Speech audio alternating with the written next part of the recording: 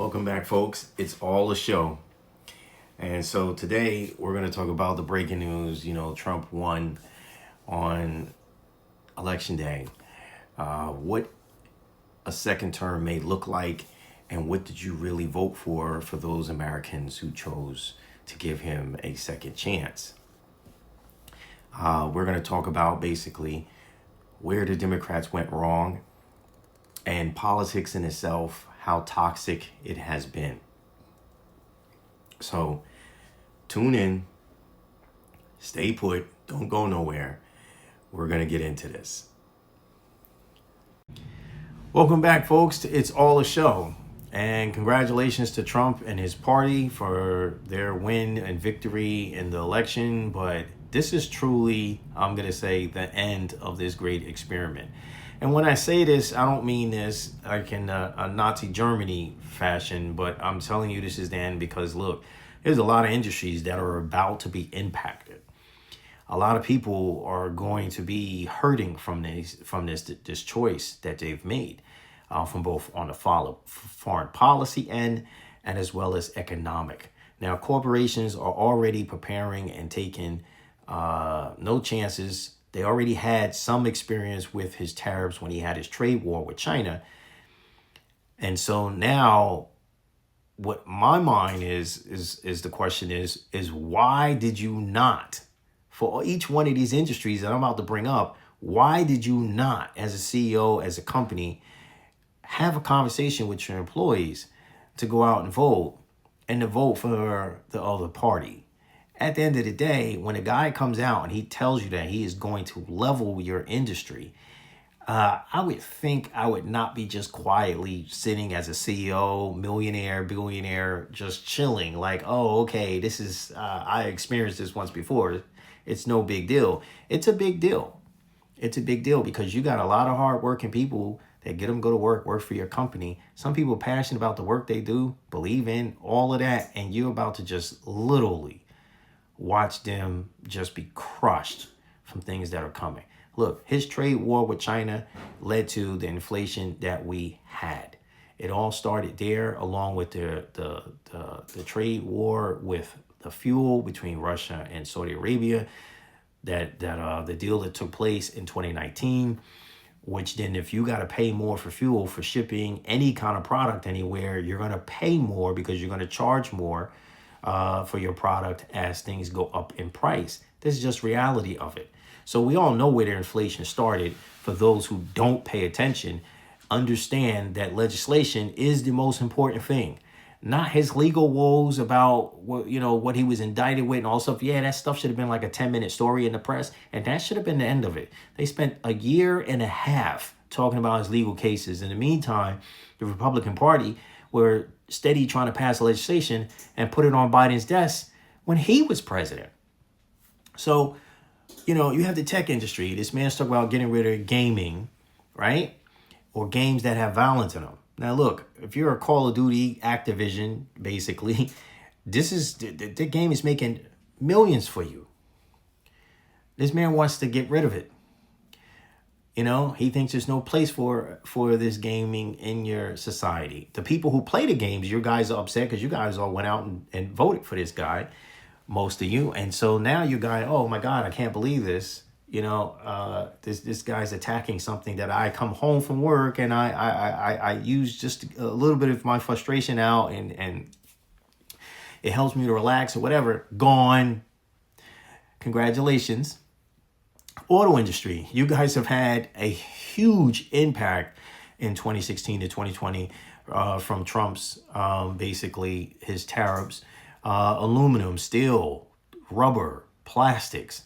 All the things you need to build a car and engineer a car was costing more. This, again, led to automobiles costing insane amount of money. You would think you would have, as CEOs of each one of these corporations, would have sat down with your employees or gave out some kind of national thing and said, hey, look, you guys might want to go vote for this other side. I'm not telling you guys what to do. You got free will. You're entitled to do. But here's what we've experienced. Remember this. Here's the numbers. The numbers don't lie, right? And so pharmaceutical, another company, healthcare, the medical industry. I can go down a list of industries that are literally about to have problems. Big oil, you guys took such, or energy, you guys took such devastation in 2018 and in 2019 from his dealings.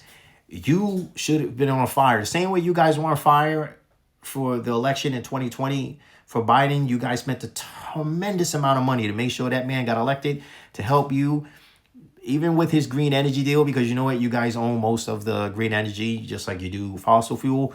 But still, no turnout, no investment. And now we see the stock market and things are reacting. The American people, I'm going to tell you, look, at the end of the day, this was probably the biggest mistake that was made. Look, I believe in having some cuts to government programs that are running as we see, because the government is big. There's nobody denying that. We need to really budget our budget. But certain things should never be touched, period. Social Security, Medicaid, Medicare, disability for our men and women, our veterans. These things should never be on the table. It should never be a discussion in Congress by either party or any person that's running for the executive branch, period. There's a lot of other things that we can cut back on. We wasted a lot of money on a lot of stuff, which I could literally go through with a fine-tooth comb and show you where we can save trillions in this country without ever touching those programs. But those are the things that helped the everyday person. And it's sad because this is what you guys voted for. I know some people say, oh, I voted because I wanted the freedom of speech on social media. I wanted to be able to say whatever. I don't like the idea that, Democrats wanted to censor what I was saying on social media. News flash for you. Since the day man started writing books, okay? Since man started writing books, we had to have fiction and fact, right? We had to rate the books so that people didn't take something that was totally fiction and think that it was real. We do the same thing with movies, right? We do the same thing with video games. We did the same thing with music. Things have to have a rating to them. Well, social media, here's an idea for you. Whether you're Facebook, YouTube, whoever, at the end of the day, it's real simple. When a person is going to post a video or post something, it's real simple. Opinion or fact.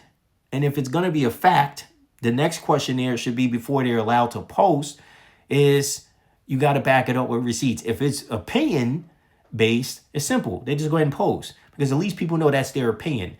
And opinions are strong, and you're not affecting somebody's freedom of speech, because people have a right to their opinion. And they should be able to share their opinion, whatever, but it should be noted that it's an opinion and not fact.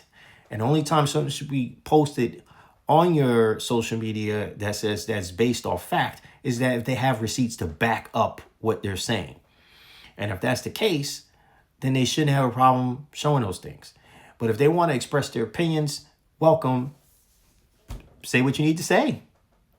It's still freedom of speech, but at least there's a rating behind it. And you're not hurting anybody or taking anything away. It's a simple problem that's solved for any social media. But one person says, oh, I voted for that because that was really important for me, but I had no idea that Social Security and the disability for veterans were going to be tampered with. I didn't think Trump was going to touch that. Well, newsflash, guess what? Gone. Men and women in the service. There was a lot of strong opinions that came from people who served. Really, at the end of the day, you uphold the Constitution. That's your obligation.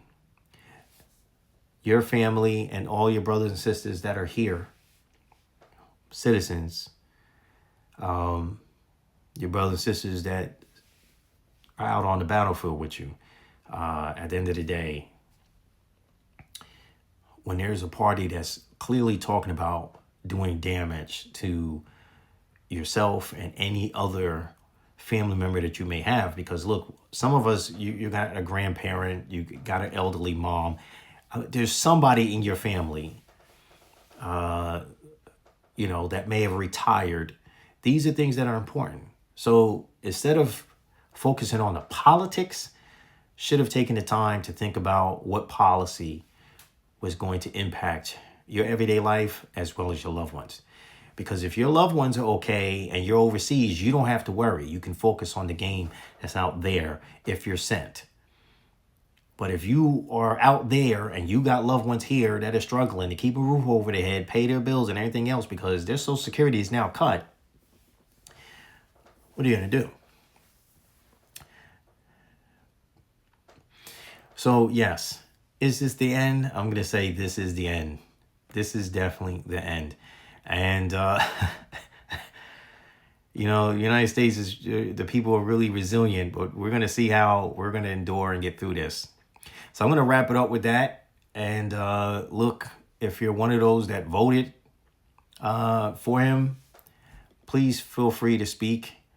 And if you're not aware of all the policies that are going to impact, there's more. There's a lot more I did not even bring up to discuss. But like I said, some of these things Republicans were working on even when Biden was in office before Trump announced his presidency.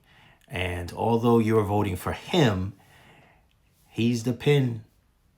As any other president before him, they signed the laws into existence.